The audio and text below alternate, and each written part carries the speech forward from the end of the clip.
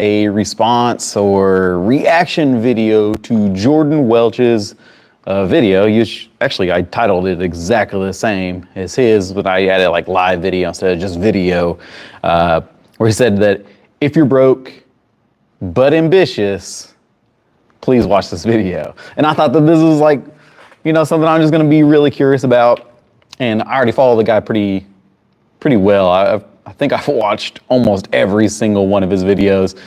I think that he's a very responsible business person, and just it's kind of cool seeing somebody like take it's like literally his YouTube is a journal of his journey through entrepreneurship, and like even showing all the struggle, showing all the real life stuff that's going on with him. And now he's become a huge, pretty successful millionaire, and looks like he's still trying to find himself to make that next step.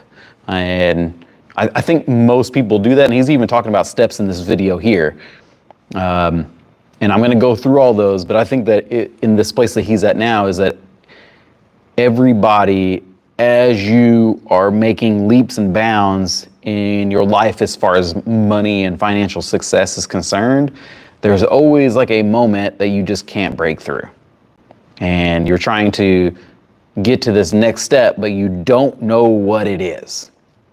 And you're just like, you're going through motions, and you're going through what you know how to do to become that next level of success that you expect or you're looking for, or whatever it may be. And I think that's kind of what Jordan's doing now, especially with all these new Instagram style, these car style videos that he's coming out with, that's raw and just real, instead of just like whole bunch of edited out stuff, which is good too. I'm not downplaying any of the highly edited YouTube content, but these are pretty cool, the ones that he's been showing lately. And so if you're watching me look down, I just wrote some notes so that I can stay on topic while I'm going through this. But I wanted a real life, hey, I just watched this like maybe 20-30 minutes ago, and I wrote a couple of notes about what he was talking about, the steps that he went through, and then my own interpretation of what's happening here. And then my reaction is going to be, what step am I at? Where am I at in my journey of entrepreneurship, and sharing that with the world as well. And hopefully it's something that, intrigues you or interests you in some way, that going on here. I did a live just so, one, it's easy to edit later on. And I thought that it'd just be really cool to just do a live, and if anybody has something to say on here, I can check it out. I'm watching right here. So anyways, I'm Michael Shear, entrepreneur. I'm also a computer science teacher, and I'm just trying to make myself a millionaire by the time that I'm 40. So I actually have roughly 2 more years to go. Any tips on sales? Oh, that's awesome. My sister is pregnant, so I need to be a dad. And as I am a dad as well. I'm actually, it's funny that you mentioned this dad thing, because I will be I'm already a dad, but I'm having another child here in like 2 weeks. So maybe 3. 2 weeks, yeah, 2 weeks. Crazy.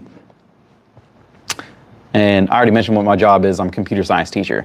So anyways, Jordan's talking about the very first thing that people need to do to get their mindset correct around money is to what he calls get a taste for money.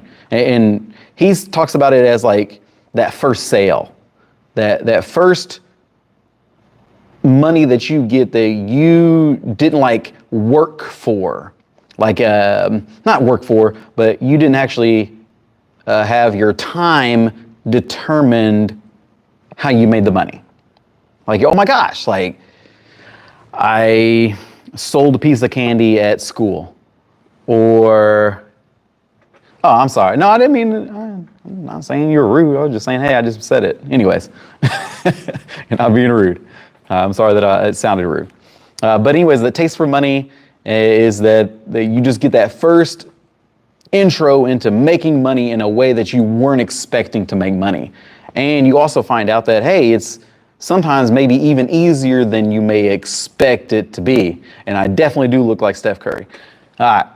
He broke down a couple of different steps. So he did like steps 1 through 5 on this like money journey and understanding and finances and what it looks like to become successful as far as the monetary is concerned.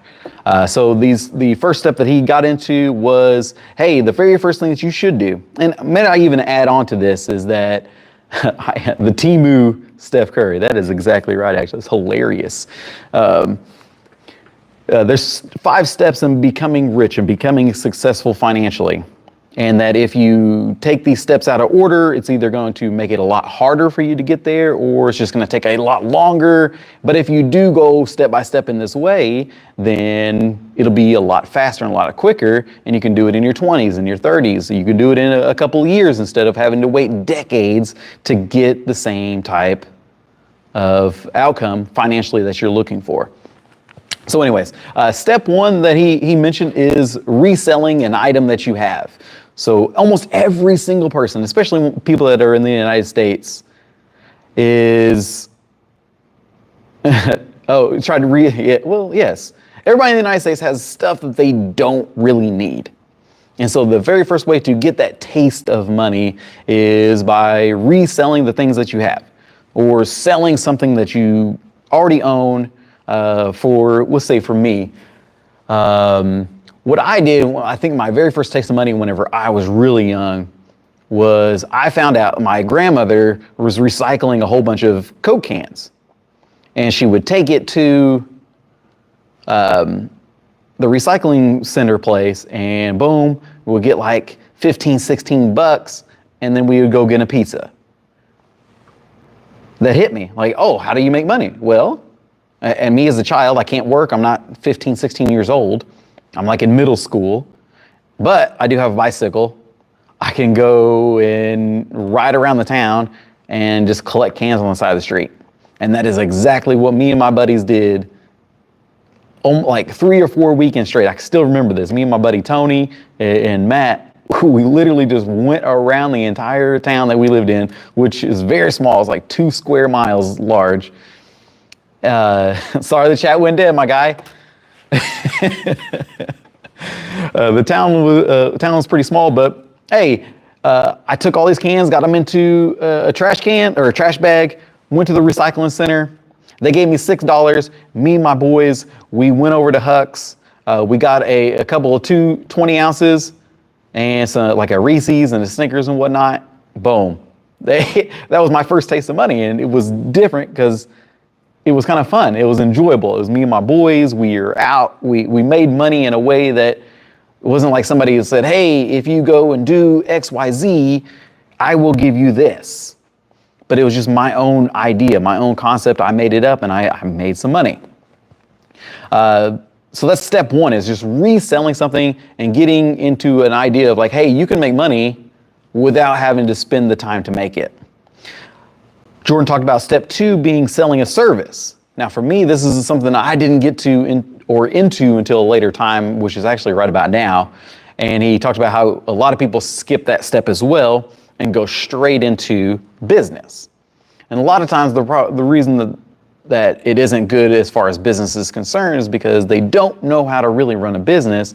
And most of the time, the general population of people don't understand that you must have money to run a business. And a lot of people just try to get into business without having the funds to do it. And they just think that, hey, if I'm going to make this money online, or I'm going to sell products or whatever it may be, they get into drop shipping like you talked about here. And he talks about drop shipping, that you're going to promote this thing that you have, this, and for online and the internet is concerned, it takes advertising dollars. If you're not advertising, it's going to take you a lot longer to make the same amount of money.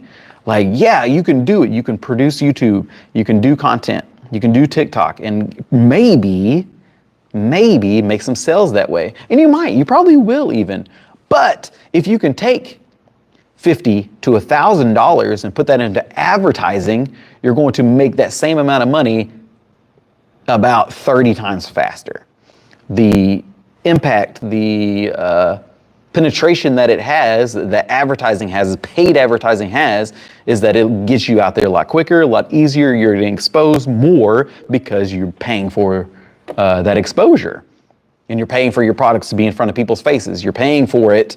And so people will buy it when they are seeing it more often. And a lot of people say the ads don't work. That is a lie. That is a lie. You're always being advertised to. People see it all the time. And although you may think that you don't like being marketed to and advertised to, that's exactly how you buy everything that you own. Somebody advertise that to you. Why do you think you go to McDonald's? Why do you think you stop at the local gas station that you're in? Why do you think that you drink Dr. Pepper? Like, why? Why Dr. Pepper? Why Pepsi? You're like, oh, because it tastes good. Well, how did you know about it in the first place? How did you get to drinking? Biggest example of this for advertising, especially in the most recent, is going to be Prime. Prime, whatever it is, I don't even drink it, but I see it all the time. Everybody's promoting. Kids are promoting it. Their own selves are promoting it. People are getting paid to promote it. Jake Paul and Logan Paul are making crazy amount of money because they advertised. If they just threw that on a shelf and hoped for the best, they did that little wishing game that other, drinks have tried to do and failed miserably at, they're going to be in the same exact position. Another one would be, what's that water that it's like death water or something like that. I forgot even what they're talking about. But promotion, advertising. So the reason that people can't do well in step 3, creating a business and getting out there and making a lot of money and leveraging and taking forever with their business, is because they don't have the money in the first place. And so they need to have a service, and they need to find a service that they can do, or a 9-to-5. Oh, that was a nasty word, I know. Nasty phrase, 9-to-5. Nobody wants to talk about it. Everybody talks about how bad it is, horrible it is.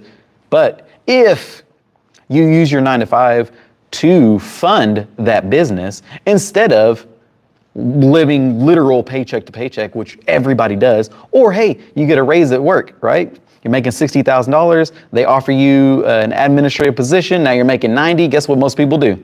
They go and live at the same amount as a $90,000 worker would make or would do. The lifestyle increases, and then you're still at the same place you were before. So people don't use their 9-to-5s in the right way if they're trying to become wealthy. They're still living paycheck to paycheck. Even if you were making $120,000, I almost can guarantee it, without the right financial mindset, you're not going to save any money. You're going to spend it all every single time that you get it, and you're going to be stuck in the same place that you've always been for the next 30 years. Step 4. He talks about getting your life in order. So step 4, I don't agree with this part, actually. He talked about being healthy, creating a diet, self-development, improving your body, physically, fitness, things of that nature. This is the part that I don't essentially agree with in his statements. Like, hey, once you can actually get the leverage, you can make money in your sleep with your business. You're not having to work and not having to put all your time into it, and you're still making money. That way you can start being financially free in the sense of self-development, fitness, and health. And I disagree with that, because I think that you need a little bit of that sprinkled in when you're in the development stages of step 1, step 2, and step 3. Step 1 being reselling items. Step 2, reselling or selling a service that you can do, your time, your effort. That'd be, again, step 2 is like mowing a yard or power washing, car washing. Maybe you do a credit repair service for somebody. Or you're doing it for yourself, but for clients and things of that nature, for your family. That's a service. So, you can have a business in that sense, but it's a service that takes your time and your effort to be there to actually make money. If you're not there, does it make money? No. If you're not mowing the yards, you're not making the money. If you're not power washing the houses, you're not making any money. So that's why step 2 has that time part in there. Then the leverage business is when you don't have to be there. So if you're an Amazon e-commerce seller, or if you're a drop shipper, if you do, maybe even flipping real estate, but you're the person that would hire contractors. You're not doing the flips themselves. That's the leverage of business. So you're getting into that point of where you're taking money to make money instead of your time to make money. And then lastly, he talks about assets. This is step 5. So once you have that leverage business, once you're creating income in a place that you don't have to be there to make the money, what are you going to do with that money from there is to get into like wealth. Yes, you can become a millionaire. Yes, you can have $1, $2, $3, $4, $5, $10 million from a leveraged business. You can even sell your business and make a whole bunch of money, but what are you going to do next? How do you create wealth that's everlasting for you and your family and your things like that? He talks about, and I actually readjusted the wording, and I call this the luxuries. So he talks about getting into real estate, buying properties. And again, sounds like leverage to me. But I think that what he really means is that doing things that you can put risk on for a certain amount of time, that let's say 5 years down the road, you might be able to quintuple your money. Like you might be able to 10, 20, 30x your money because it's just sitting there. It's not actually having to cash flow like a leveraged business does. So he's talking about buying real estate, buying luxury, getting into cryptocurrency. He even makes what I think is a beautiful analogy here is like, you're not going to get rich putting $65 week after week into a meme coin. It just doesn't work. You need to have 200, 300, $1 million that you can just dump into this one thing that can do that 5, 10x, and then you just get out. And now you took that million and made it 10 million, and you didn't really have to work for it like you would with a business. With a business, you got to manage, you got to have the people, you got to leverage the money, you got to do the cash flow, you got to buy inventory. You kind of see what he's talking about with leverage there. So, where am I at? The question at the end of it all is, where are you? And I think that that's a great question for all of us. Where the heck are we in these steps? So step 1 are reselling all of your own stuff, or maybe other things like Pokemon cards, or going to, yard sales and whatnot, and reselling items off of that. Step 2 is having a service to sell. Sell things, making offers, selling a service, selling your time. Hopefully it's more than what a 9-to-5 would do. But also step 2 is 9-to-5 as well. Do you have a 9-to-5 that can create consistent income for you? Step 3, leveraged business. So making money in your sleep, having content like this, like YouTube content. Do you have ebooks that you sell online? Do you have real estate deals that you can hire contractors to go in and do? Painters, roofers, things of that nature. What is a business that you can leverage that doesn't have to do with your own time? Step 4 is getting to know yourself. Who are you? What do you like to do? What is your idea of this financial freedom? Once you find that out, once you have success with your own health, your own self-development, and you can be calm with what you are, and that leveraged business, being able to pay for your time, that can teach you to step 5, which is having those luxuries. So once you find out who you are, you're a fit person, you're healthy, you're developed. Maybe that's when you start having that family context. Maybe you've never had a family before. Now that you have a luxury business, you have time that you can develop your family with. You can have kids and a wife that you're able to spend time with instead of being just stuck in that financial crisis, essentially, of that 9-to-5 or that paycheck to paycheck feeling. Is you're really stuck. Money is a huge portion. It is, I would even not say 90% of your life is based around money. If you have wealth, if you have finances, if you have the freedom, you can take that, buy back time, and then use that for whatever luxury it may be. Maybe it's travel. Maybe it's assets and homes and family. If it's your own family, maybe it's a legacy that you're trying to provide. So that's that part of it. And you can't really have, yes, you can have that, but it's going to be sprinkles of what it could be if you had a whole lot of financial freedom. So that is my reaction to Jordan Welch's "If You're Broke But Ambitious, Please Watch This." Because I think I'm right there. Middle class is broke. I'm living paycheck to paycheck.